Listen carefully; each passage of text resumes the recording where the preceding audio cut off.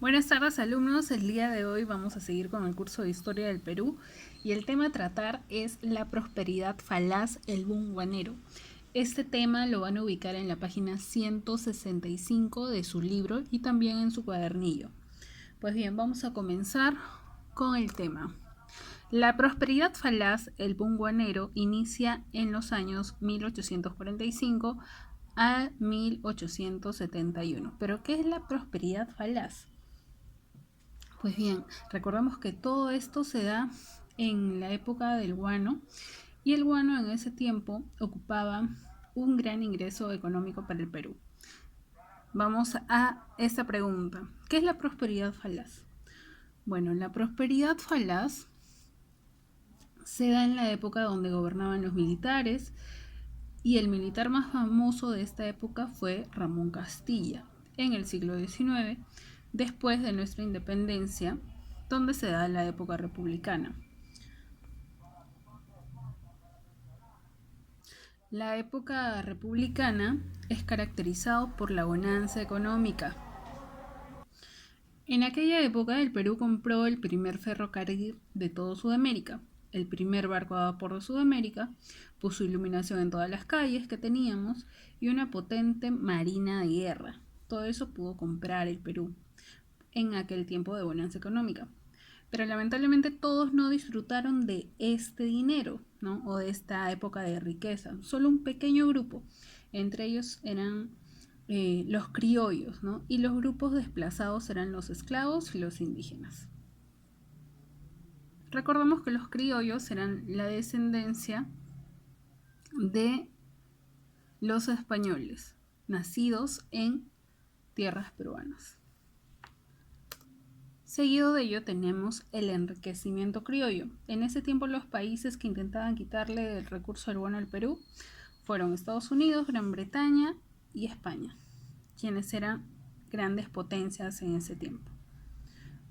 Recordemos que en esa época ellos estaban comenzando con el tema de su revolución industrial. Luego tenemos el gobierno militar. Recordemos que Castilla fue un militar y Castilla protegía a los criollos y a sus riquezas del Perú de cualquier amenaza externa que se pudiera presentar. La deuda externa o bancarrota fiscal se llama falaz por falso, ¿no? Nos menciona que prosperidad falaz. Falaz viene de falso. Como les mencioné, no toda la riqueza, no todos los ingresos producidos por el guano minero eran destinados para toda la población peruana, solamente para ese grupo pequeño de criollos, quienes eran los descendientes de españoles nacidos en el Perú.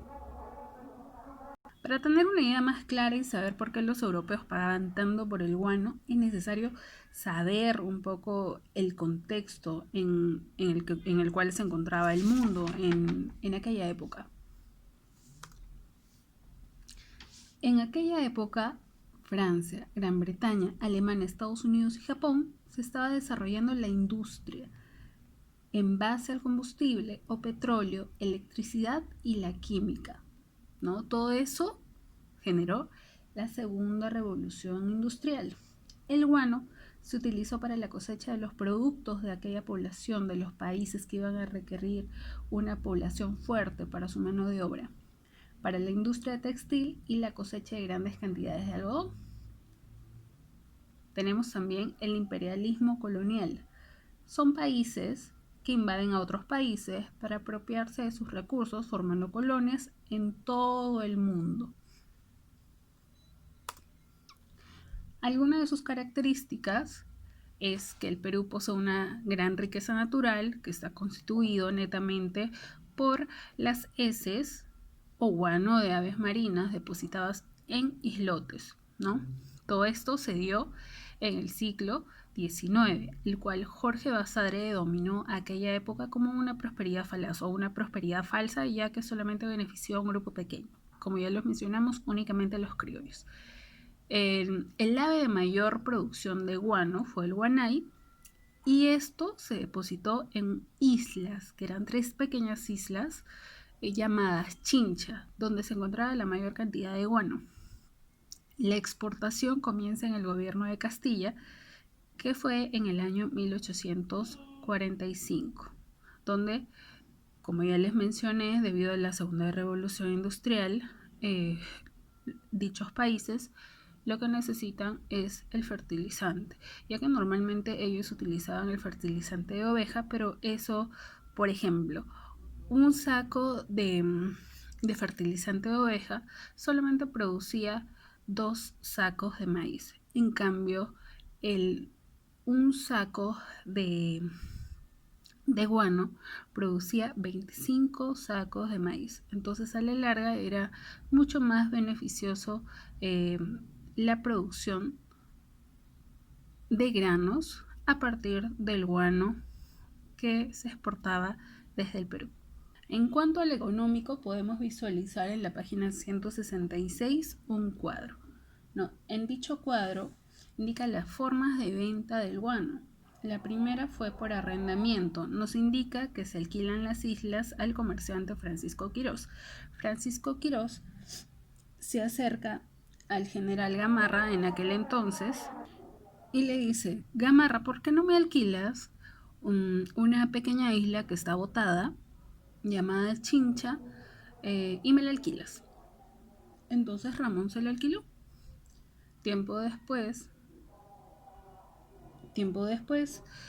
Francisco Quirós estaba haciendo exportaciones, ¿no?, del guano, pero todo esto se paralizó en el tiempo de Ramón Castilla, ¿no?, quien anuló el contrato y por el contrario buscó inversiones, ¿no? Buscó empresarios que pudieran invertir en la exportación del guano, en este caso de trasladarlo. Y el único que se presentó fue Gibbs, quien era en ese entonces dueño de varios barcos de flota. Llegó a un acuerdo con Castilla donde el 96% de la venta, ya que Gibbs se encargaba de trasladarlo y venderlo, iba para el Estado peruano y el 6% se lo quedaba Gibbs como una comisión de la venta. Tenemos también la forma de venta directa, donde se vende directamente a las compañías extranjeras, beneficiando únicamente a la casa Gibbs & Sons. Tenemos también las consignaciones, donde se firmaban contratos con personas particulares por la explotación del guano en nombre del Estado peruano. Esto se da más que todo en el segundo gobierno de Castilla, ¿no?, donde también los criollos, ya teniendo dinero, que más adelante se los voy a mencionar el porqué, piden al Estado peruano también ser consignatarios. Gibbs también era un consignatario. Recuerden que por la venta él pedía un porcentaje del 6%. Y bueno, Castilla les nombró consignatario para que puedan explotar también con ese porcentaje de ganancia el guano. Tenemos también el contrato Dreyfus. Nos indica que es el monopolio de la venta del guano con la empresa francesa Dreyfus, exactamente con Augusto Dreyfus. Cuando los consignatarios dejaron de ser solventes, buscaron otras formas de inversión, ¿no? Y por eso se llama monopolio, porque prácticamente Augusto Dreyfus se queda con la mayoría de dinero, quedando un porcentaje ínfimo para el Perú.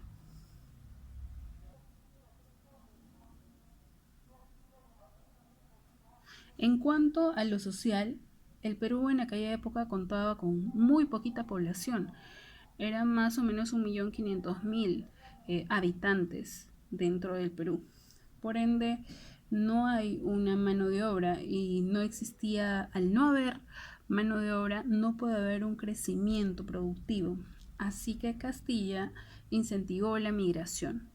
Y en esta migración vinieron alemanes y chinos. Vamos a ponernos un poco en el contexto social de aquella época. En aquella época la raza negra era considerado inferior, esclavos, ¿no?, de una ínfima categoría. Y la raza blanca aria era considerada una raza pura. Por ende pensaban en aquella época que tenía mayor intelecto. Pero bueno, al final todo es simplemente color de piel. Como les mencioné, en la migración vinieron alemanes, pero ellos vinieron con una mentalidad más comercial, y los chinos netamente vinieron para trabajar como jornaleros y se les maltrataba mucho, se les trataba como esclavos. En el contexto de la política, el Perú en esos tiempos era beneficiado de una gran bonanza económica y por ende el Perú se volvió en un epicentro para las reuniones de países de Sudamérica. Todos sus presidentes se reunían en Perú y hablaban de distintos temas, ¿no? El gobierno peruano asumió la defensa de toda Sudamérica. Esto se dio en un contexto para evitar que los países potencia de otros continentes vengan a Sudamérica a querer apropiarse de cualquiera de nuestros recursos y comenzar a hacer colonias. Hablaremos un poco acerca del primer gobierno de Ramón Castilla. Esto se da entre los años 1845 a 1851. Es acá donde inicia la prosperidad falaz. Como les mencioné, en aquella época se estableció los contratos por consignación. En aquella época Gibb era dueño de varias flotas de barco, donde, como les mencioné en el cuadro anterior, el Perú se quedaba con un 94% y Gibbs por venderlo comisionaba un porcentaje del 6%. Lamentablemente en esta época, si bien es cierto, el 94% quedaba para el Perú, el problema fue que más de un 50% se gastaba en la burocracia o sueldos de estos burócratas. Gibbs lo que hacía era adelantar su porcentaje del 94% al Estado peruano por esto, ¿no? Porque había un mal manejo, lo cual generaba que el Perú tuviera más deuda. Precisamente acá vamos a hablar un poco acerca de las deudas. Si bien es cierto, en el gobierno de Castilla se comenzó a pagar la deuda externa que venía desde el tiempo de la independencia del Perú con Gran Bretaña, también comenzamos a pagar la deuda interna. Los criollos, que habían sido obligados a prestar su dinero a San Martín y a Bolívar para mantener la guerra de la independencia, San Martín y Bolívar entregaron a estos criollos unos documentos con su firma donde se comprometían a que el Estado peruano les iba a devolver ese dinero. La deuda del cual ascendía a la deuda interna era de 5 millones de pesos.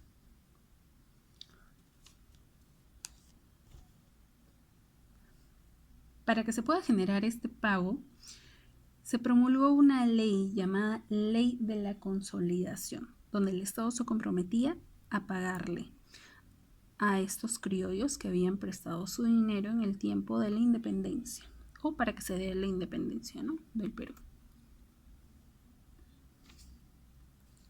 Seguimos con la Ley de Migración China. El Perú, como ya les mencioné, necesitaba mano de obra y promulgó dicha ley para traer asiáticos al Perú, para destinarlos a las haciendas, y los llamaron colíes chinos o colonos chinos, y eran tratados como esclavos porque tenían cadenas y les pagaban realmente un sueldo miserable, ¿no?, que a las justas les alcanzaba para que ellos se puedan alimentar. En aquella época se logró comprar el primer barco a vapor de toda Sudamérica llamado Rímac, y para agilizar el comercio entre Lima y Callao compró el primer ferrocarril de Sudamérica llamado Ferrocarril de Lima y Callao.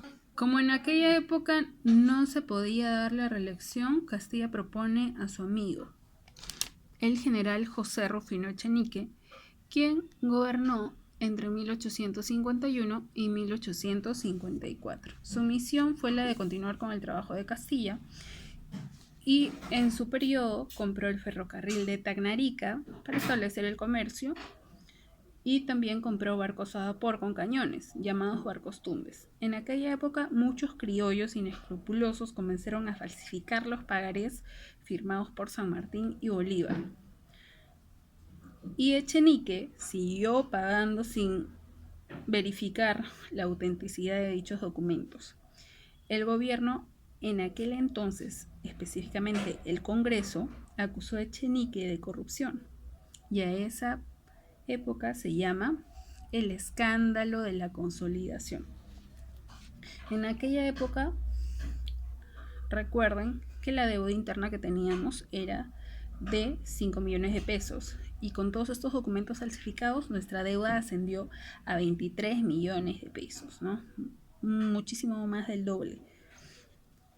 También en aquella época se dio la migración alemana y esta se efectuó o se aprobó para desarrollar el comercio y específicamente los ubicaron en la selva, ya que se esperaba que por el río Amazonas ellos promovieran el comercio fluvial, pero para eso teníamos que cruzar por Brasil.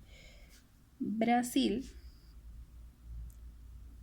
contaba, o bueno, la mayor parte del río Amazonas cruza por Brasil. Entonces hablamos con Brasil y lo que pidió Brasil es que nos iban a permitir cruzar su río Amazonas, pero a cambio de una porción de territorio que teníamos que darle para que recién nos permitiera pasar por ahí. Perú lo hizo mediante el Tratado de Herrera y de Aponte Ribeiro. Por obvias razones, todos estaban en contra de José Rufino Echenique, el Congreso y también Castilla. En aquella época, Castilla desde Arequipa hace una rebelión y logra sacar a Echenique, pero Echenique ofrece la libertad a todos sus esclavos que servían siempre y cuando sirvan estos al ejército, y Ramón Castilla decretó la abolición de la esclavitud y la supresión del tributo indígena. Recuerden que en aquella época el indígena sí pagaba tributos y el esclavo pues era esclavo, ¿no? Realizaba trabajos forzosos. En aquella época también el indio trabajaba o realizaba trabajos forzosos en la mita, ¿no? En la mita minera. En el segundo gobierno de Castilla, que se efectúa en los años 1835 a 1851, en aquella época se crea el departamento de Loreto, se compra vapores para la navegación fluvial y se puede dar este transporte. Y bueno, los peruanos criollos ya tenían dinero y piden al Estado, recuerdan que ya tenían dinero porque el Estado comenzó a pagar la deuda interna, ¿no? Ya que los criollos fueron obligados a dar dinero para la independencia del Perú. Ellos ya tenían dinero. Entonces los criollos piden al Estado ser consignatarios por la comisión del 6% y la ganancia del Estado del 94%, pero en realidad recuerden que el Estado siempre pedía adelantos, el cual generaba también un interés. Castilla elimina el contrato Gibbs y los nuevos consignatarios forman o crean la Compañía Nacional del Guano, teniendo como líder a Manuel Pardo y Lavalle. En la siguiente diapositiva lo que vamos a hacer es desarrollar la actividad del libro. Dicha actividad se encuentra en la página 168. ¿Qué nos dice la página 168? ¿Cómo denominó Jorge Basadre a la época del guano? La denominó la prosperidad falaz. ¿Cuál fue la isla de mayor producción guanera? Fue la isla de Chincha. ¿Qué gobierno inició la ley de consolidación de la deuda interna? El primer gobierno de Ramón Castilla. ¿Cuál fue la primera forma de venta del guano? El arrendamiento. Ustedes van a continuar con la página 169, donde hay una pequeña actividad de un acróstico. ¿Ok? Perdón, de un pupiletras. Y van a buscar dentro de este pupiletras o sopa de letras las respuestas a todo lo avanzado del día de hoy. ¿Ok? Eso es todo por el día de hoy. Nos encontramos en la siguiente clase. Cuídense un montón.